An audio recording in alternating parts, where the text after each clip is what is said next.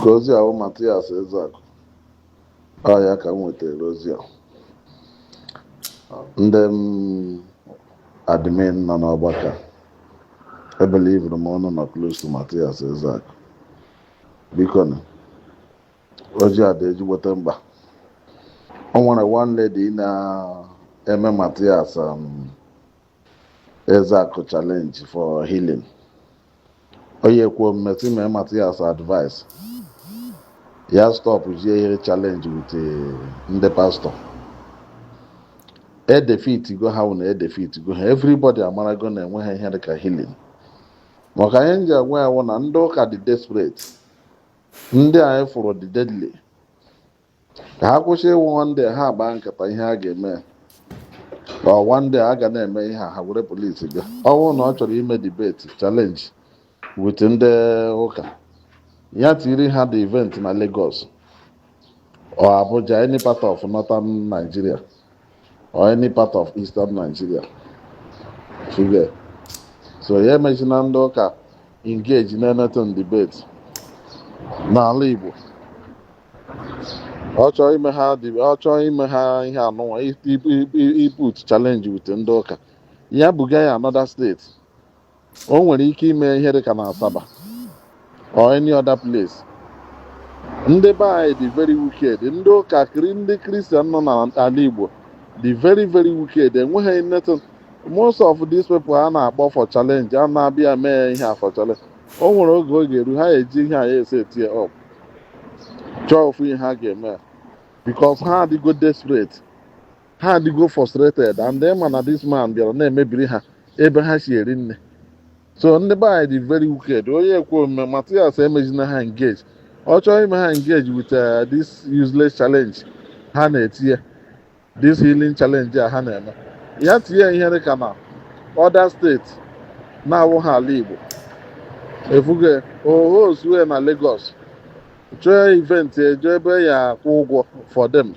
Ha bịa ebe aha bịa ọwụ na ha dị serious. Ya bịa ebe aha ndị ha na-eme ha sign agreement.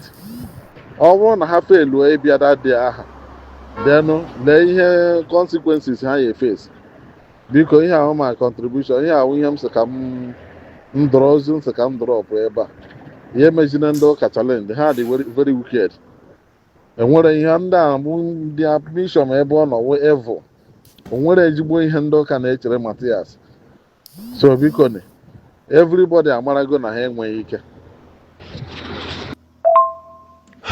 Igbo be anyị ekene m unu Igbo mụrụ nze m ọzọ biko nụ ehihie ọma nke onye chiri ya zero. Ọkwa nwanne unu nwoke na nwa unu nwoke na-ekwu Ogbonna ya Jona nke eji enene ya nwa ite marụ. Mụnwa dere akwụkwọ a na-akpọ The Purpose Driven Native Doctor, an indigenous motivational book na-akọwa ọtụtụ ihe gbasara omenala na ọdịnala Igbo na etu ụmụazị na-etolite ga-esi mara aka nne ha na aka egbe ha n'ihe gbasara omenala na ọdịnala Igbo. Enwere ọtụtụ ihe akwụkwọ ma na-akụzi. N'ime akwụkwọ ahụ enwere meseji m pasịrị ndị niile na-fight to restore the glory of ọdịnala Igbo na omenala Igbo. Biko nna m ukwu ihe anyị kwuru now, you just said my mind. That is why I'm ji tag this your voice note. You just said my mind. Biko enwere m a very big message to Mathias Ezeaku nna m ukwu. Biko ọ bụrụ na o nwekwu na ya esiri iche, I've been chatting him up mana ọ na-adịkarị busy due to schedule ya. I've been chatting here the same message na fight ka m pass ere akwa ọkọ na that my book and ihe niile edego m edesha, but I launch be the book aka na plan ka enwe ike launch the book. Biko that message remains that na ihe nna m ukwu akwuru ebe a related to that message na agwa ka m nwee ike relate ere ya since. Because one thing gwara people na church is the most dangerous people to deal with. As is onye nke a na-asị nothing dey happen. Oga something dey happen. Ịghọta enweghị onye ọbụla dị beyond. The only thing when ekpe na ekpere ka echeta gị. You understand? Because ihe a nna ukwu Mathias na-eme is a very big spiritual mission. I keep telling people allow Mathias to flow. He is on a very big spiritual flow. Ya nwa amara ihe na-epush ya eme ihe ọ na-eme. He is flowing beyond the realm of the physical. But in other way around, there must be a way. You understand? You must get to surround yourself with people who know how to mend these people. The main problem I nwere na Igbo self is not even the church now. The main problem I nwere now is the mentality of Igbo youth nọ na street. So, and that mentality is what I have addressed in my book. We can't keep fighting and we are not upgrading ourselves. O nwere akwụkwọ nkọrọ na that my book gbasara one country ndị ọcha bịa dominate their land, were their land na-eme ihe masịrị ha nụ. So that story related to what we are doing now. If you delegitimize church, what is our next move as ndị Igbo? That is my message. So ya gazienu biko no, I will not say much here. I will not say more. But anytime I'm from Mathias one-on-one, present area that my book, I will also pass my message to him. Ya gazie. Aka m bụkwa Maazị Ogbonna ya Jona, eneni ya nwite. Ọnụ ọkụ. Nwanne m nwaanyị efugoni ya mgbede ọma na ya gazie. Ọkwa n'ụtụtụ ka ọ bụji side a. Efugo nsogbu anyị nwere with most of our people nọ na Christianity religion now. Mana forget why I say God to help our people. No. And when God na-abịa, the Messiah no onwe ya na-ekwu okwu ya abịago Mathias Ezeaku. So gị nwa ekwu okwu God bụ ịgbachiwe aka azụ. That God a na-ekwu okwu ya na Mathias Ezeaku. Ọ bịago onye nzọpụta, the savior of our people. Ọ ya dị ihe a. O liberate gị our people. Efuge. So ihe dịziere anyị nwa wee sozi na-agbasa ozi ọma, and ozi ọma na-spread.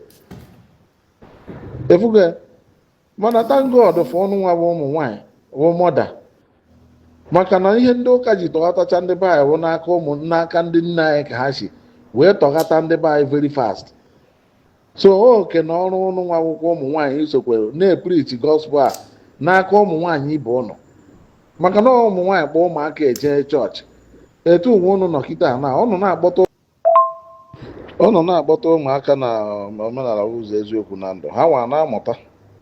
Efuge maka na oche so nwoke nwere ụmụ nwoke lụrụ nwaanyị ha anaghị amaghị ebe ụlọ ụka dị, ha amakwughị ebe ibi na na ha si eme omenala ụzọ eziokwu na ndụ, ma ha enwekwune chance bịa.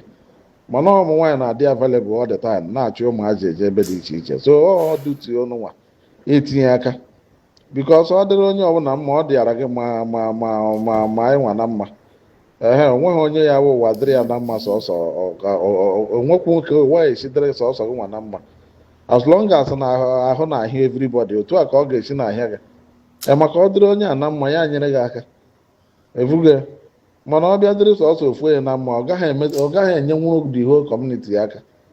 So onye ọbụla ihe ama ọsọrọ ewu collective effort. Onye ọbụla mara ka o esi na-epreach gospel ya, even mụ na onwe nne ebe a na ama ma atọghatabeghị ndị mmadụ, ma akpọpụtabeghị people from Christianity mgbara achị ọsọ more than 30 people kemgbe ozi ọma Mathias pụtara.